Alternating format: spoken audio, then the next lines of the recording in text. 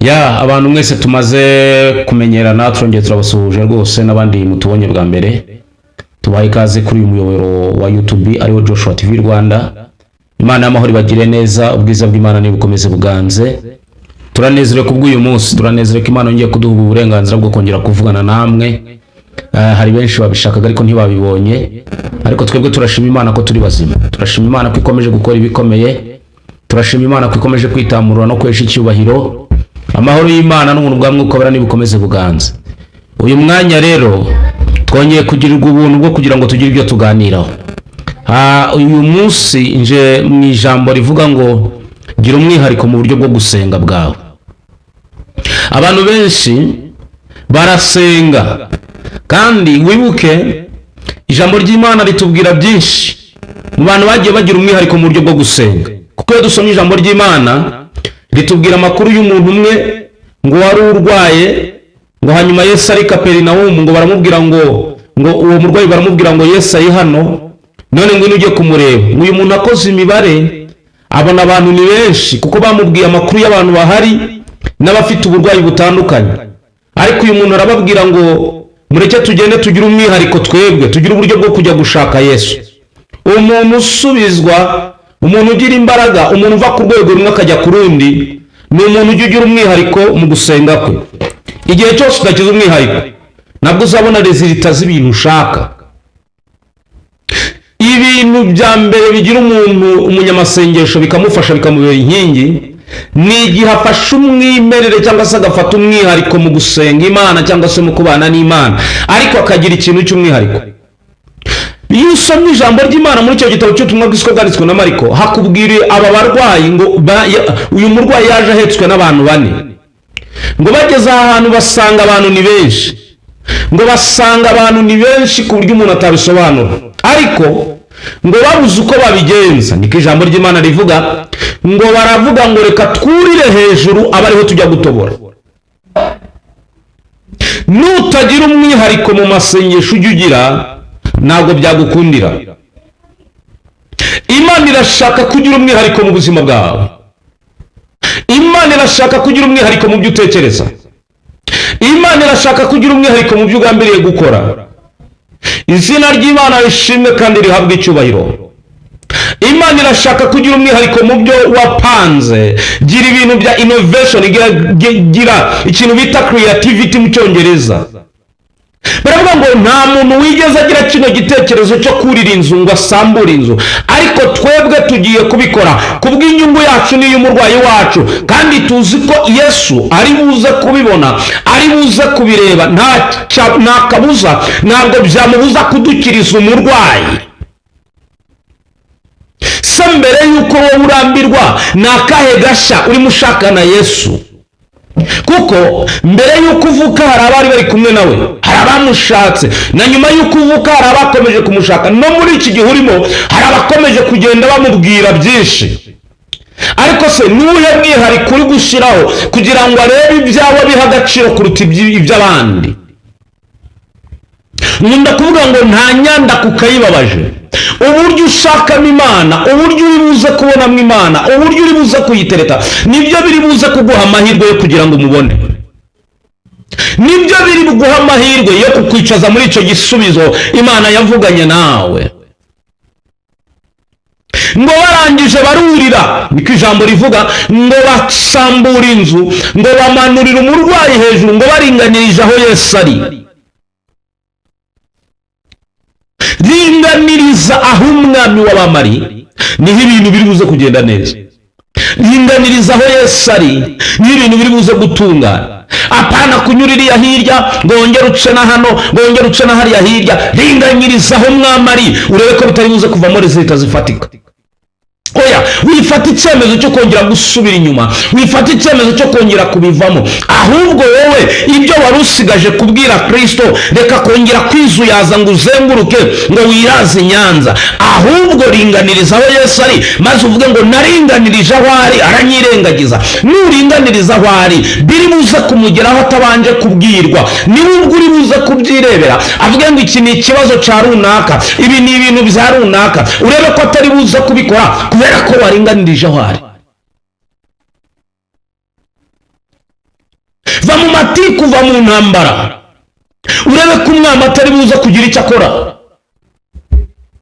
Hagarara wemye, hagarara muri ubwo buryo bwawe, urebe ko Imana itari buze kubana nawe.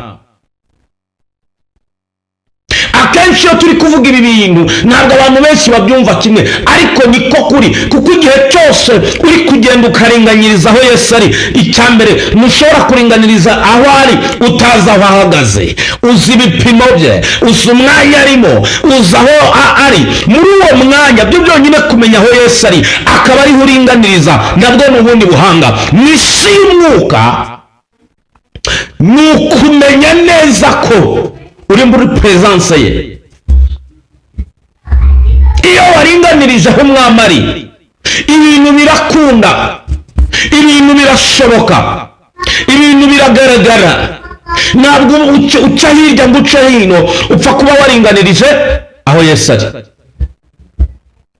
Niba wari uri kwizuyaza, niba wari guca hirya no hino, niba wari uri kubona nta bundi buryo, wowe fata icyemezo uringaniriza aho ari, urebe ko utarabona igitangaza. Bibiliya hari undi mugabo itubwira umugabo witwa Zakayo, ngo wari ufite amafaranga, ngo afite na buri kimwe cyose, ngo afite n'icyubahiro, ariko ibyo nta kintu na kimwe byamumariye, ngo byamusabye gukora imibare. Aravuga ngo ni ngombwa kugira ngo ninjire muri ya presence yaho Yesu ari buze kunyura.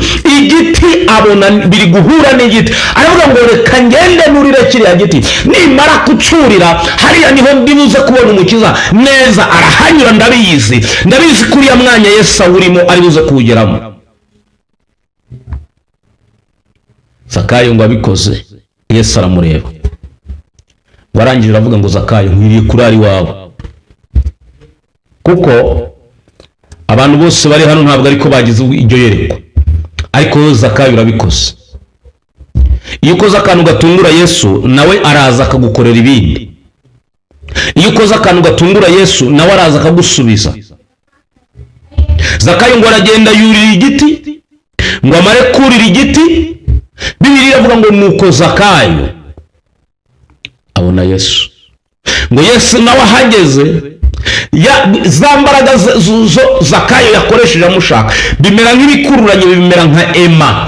Yesu ngo arararama areba hejuru, aramubwira ngo Zakayo ururuka, kuko uyu munsi ntabwo nkwiriye kurara iwawe, nta handi nkwiriye kurara, ndibuze kurara iwawe, ndarara iwawe.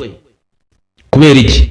Zakayo yashize ishyaka mu bintu akora, yagaragaje ko ashaka kubona Yesu, yagaragaje ko nta kintu na kimwe cyamubuza muri uwo mwanya. Ibyo yari atezeho agaciro byari bimufitiye n'amafaranga n'akazi yari ari gukora, yabyanze Zakayo, aravuga ngo ntabwo nkibishaka. Upfa kuba namaze kumenya ko Yesu ari hano muri aka gace, ni ngombwa ngo nze kumureba, ni ngombwa ngo nkorane nawe, ni ngombwa ngo murebe menye uko asa. Niko birivuga ngo Zakayo nta yindi ntego yari afite muri we, ngo yari ashatse kureba Yesu uko asa. Hari abantu bagiye bakubwira ngo bamaze igihe mu gakiza ariko ntibarabona uko Yesu asa, ariko nugira ubwenge bwo kumushaka, nukuri wowe uramenya uko asa. Niyo mpamvu nta muntu ukuri kugusangiza ibintu bitagira agaciro. Nashaka amaze imyaka 50, uburyo wowe uri buze gushakamo Yesu nibyo biri buze gutuma umenya ukuntu asa. Uburyo ushatsemo Yesu nibwo buryo buza kugufasha ukamenya uko Yesu asa. Nutabishaka, nutamenya ubwo bwenge, uzakomeza ugendere mu kigaro umere nk'abandi, ibyo urimo ntubonereze irita, n'ibyo wibwira ntibigende nk'uko ubitekereza. Ariko ni wiyungura igitekerezo ugakora ibirenze iby'abandi, ugakora ibyo abandi batakoze, uzamenya Yesu uko asa. Nari mvuze rero ngo buri muntu wese agira uburyo bwo gushaka Yesu, umenye uko asa. Gira uburyo ushakamo Yesu, gira creativity mu masengesho yawe, reka gukomeza gutomera nk'utazi yajya, ahubwo gira ibintu uvuga uti ngewe amahame yanjye yo gushaka Imana ngiye kubikora gutya kandi ndabizi ko nzabona Imana. Ibyo wari ugusuzugura, ibyo wibwiraga ko bidakunda, aho ngaho ni ibanga riri yo kugira ngo ubone Kristo, ubone ubutsinzi, imbaraga z'Imana zikomeze ziganze ku buzima bwawe. Ndabizi neza ko Yesu ari mu ruhande rwawe, ndabizi neza ko ari Imana ivuga bikaba yategeka bigakomera, ndabizi neza ko ari umutabazi, ndabizi neza ko ari umurengezi. Ntabwo mbise uburwayi wari ufite, ariko ubwo burwayi nibwo bwatuma ugira umwihariko wo gushaka Imana. Nta kintu na kimwe Yesu adashoboye. Waba urwaye diabete, waba urwaye agakoko gatera sida, waba urwaye indwara zitandukanye, izo Yesu arazishoboye. Turabahamya yuko Yesu ahindura amateka agakiza indwara zananiranye zose kandi ubuntu bw'Imana bukagaragara. Waba udafite urubyaro, Yesu ajya atanga urubyaro. Waba utagira akazi, ni ukuri Yesu ajya atanga akazi. Waba udafite amafaranga, ni ukuri Umwami w'abami wizeye azana uburyo bw'inzira z'amafaranga. Wowe gira umwihariko mu gushaka Kristo, urebe ko ibindi atari buze kubikora. Gira umwihariko mu gushaka Imana, urebe ko atari buze kukugira neza Umwami w'abami. Gira umwihariko mu kuramya, uhimbaza Imana bitandukanye nuko abandi babikoraga. Wowe utandukanye gusenga kwawe, niko mbonye yanaririmbye, yaravuze ngo wowe tandukanya gusenga kwawe. Avuga icya kabiri ngo utegereze icyo nzagira nte, nzakubwira. Utegereze icyo nzagira ute, nzakubwira. Ibyo bintu uko ari bibiri birahagije. Rero muri uyu mwanya, muri aya masaha, muri iki gihe, ndakwifuriza kubona Imana mu ruhande rumwe ndetse n'urundi. Ndakwifuriza guhagarara mu buryo bwemye, ndakwifuriza kubona icyubahiro cy'Imana, ndakwifuriza kubona Uwiteka Imana ku ruhande rwawe, ndakwifuriza kubona imirimo n'ibitangaza, ndakwifuriza ubwiza bw'Imana ndetse n'imiryango y'ijuru igufungukire. Imiryango y'ijuru igufungukire, imiryango y'ijuru ikugere, ubone nawe winjireyo, ubone ibyo Imana ikubikira, ubone imikorere y'Imana, ubone icyubahiro cy'Imana. Reka kuvuga ngo igihe nahereye ndi gusenga, ubundi mu buryo wasenze ute? Kuko hari abantu bajya bamara iminsi rwose bari gusenga, ariko wajya gusa ugasanga Imana irababwiye ngo ntabwo nababonye. Umuntu arakubwira ngo ngiye maze igihe ndi gusenga, ngo namaze iminsi ngo 40 ngo ndi gusenga, wajya kumva Imana iramubajije ngo ko ntakubonye. Hindura uburyo, senga amasengesho Imana ibona, senga amasengesho Yesu areba akavuga ngo aya masengesho ni ay'ukuri. Gira uburyo uhagararamo ubw'Imana ngo ndabizi ko nta kibasha kurogoya umugambi wawe. Usenge utandukanye gusenga kwawe, urebe ko ijuru ritaragufungukira, ukabona ubwiza bw'Imana, ukabona imbaraga z'Imana. Reka gusengana amaganya umeze nkaho uri gutongana, reka gusengana amarira nkaho uri kwiyahura. Nta kintu Yesu ananiwe. Urumva abantu bagerageje gushaka Imana mu buryo butandukanye barayibonye. Umuntu witwa Zakayo yurira igiti, Yesu aramubwira ngo usibye no kumbona gusa njyewe ndaza kurara iwawe. Ariko uri kumva, umva iyo rukuruzi Yesu yumvise igatuma ajya kurara kwa Lazaro, kwa Zakayo, Zakayo, igatuma Yesu aparika akavuga ngo nubwo nari nziranye na runaka napanze kurara, ariko kubwo ikintu Zakayo yakoze gitumye ndaviye umugambi ngiye kurara kwa Zakayo.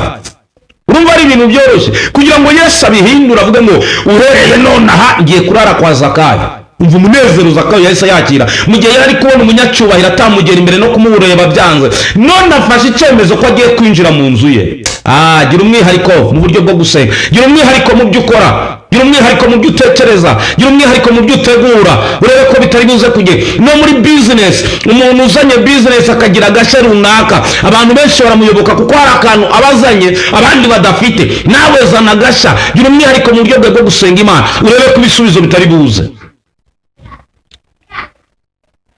Gira umwihariko mu guhamagara imbaraga z'Imana, urebe ko utari buze kuva ku rwego rumwe ukisanga ku rundi rwego. Ariko nukomeza kugendera mu kigare, nta kintu na kimwe kizigera kigaragara, nta gisubizo na kimwe kizigera kigaragara. Uzahora uri mu maganya, abandi basenga bagasubizwa, wowe ukabona aho kugenda usubiye inyuma, uri kugenda usubira hasi. Kandi wibuke ijambo ko ryavuze ko tutazabimiriza, ahubwo tugomba kuba imitwe. Mu yandi magambo, tugomba kuva hasi tujya hejuru. Ariko nudasenga amasengesho afite icyerekezo, afite gahunda, uzava hejuru ahubwo uri kumanuka uri kujya hasi. Uhereye none hagira umwihariko mu gusenga kwawe, uhereye none hagira uburyo ubana n'Imana kandi ukomeze guhamagara ijuru. Uhereye none habwira Yesu ngo ndabizi ko ubishoboye. Uhereye none ibyo wari uri kubona byari bikurembeje, bwira Imana ngo ndabizi ko uri Umwami w'abami, kandi ibyo wari uri kubona bikugoye Yesu arabishoboye. Niko nongeye kukubwira, nta kabuza azabisohoza kandi azabikora nk'Imana. Twiteguye rero kwakira amashimwe avuye muri iri jambo nkubwiye yuko ugiye gushaka uburyo bwawe bw'umwihariko bwo kubana n'Imana. Twiteguye kukumva uri kuvuga ngo rya jambo ryavuzwe na Pastor Joshua ryagenze neza kuri ya channel Joshua TV, numvise amagambo arankomeza, yanyunguye ubwenge mu buryo bwo gushaka Imana. Kuko reka mbabwire, gusenga birigwa, gusenga barabyiga. Hari umuntu utazi gusenga kandi amaze imyaka 40 mu gakiza, ariko akaba atazi gusenga. Gusenga birigwa, ntabwo ari waba wigishijwe gusenga, kuko ni Bibiliya ubwayo ijambo ry'Imana avuga ngo Yesu yigisha abigishwa be gusenga, ngo nkuko Yohana yigishije intumwa ze. Nawe Yesu akwigishe gusenga, Yesu akwigishe kubana nawe, Yesu aguha ubundi buryo umenya andi mayeri yo kugira ngo ibisubizo byawe bize, ugabanya amarira, nawe uvuge ngo nanjye narasenze, niyo ndi gusenga mbona Imana ikoze ibikomeye, nabonye gusenga, numvise gusenga kw'Imana, Imana inkorera ibikomeye, ubwiza bw'Imana buragaragara, hanyuma nawe uzabona igisubizo kandi uzabona ubwiza. Ndagushimiye wowe waduhaye umwanya. Iyi channel ni Joshua TV, iyi ni channel yanyu Joshua TV Rwanda. Nukuri ndagusabye ukanda aho handitse subscribe mu nyuguti z'umutuku, hanyuma tukomeze tuzamure iyi channel, ubwami bw'Imana bukomeze bwaguke kugira ngo izina ry'Imana rihabwe icyubahiro. Murakoze kubw'umwanya mwampaye, kandi buri muntu wese yivemo umugisha w'Imana. Ndabashimiye cyane.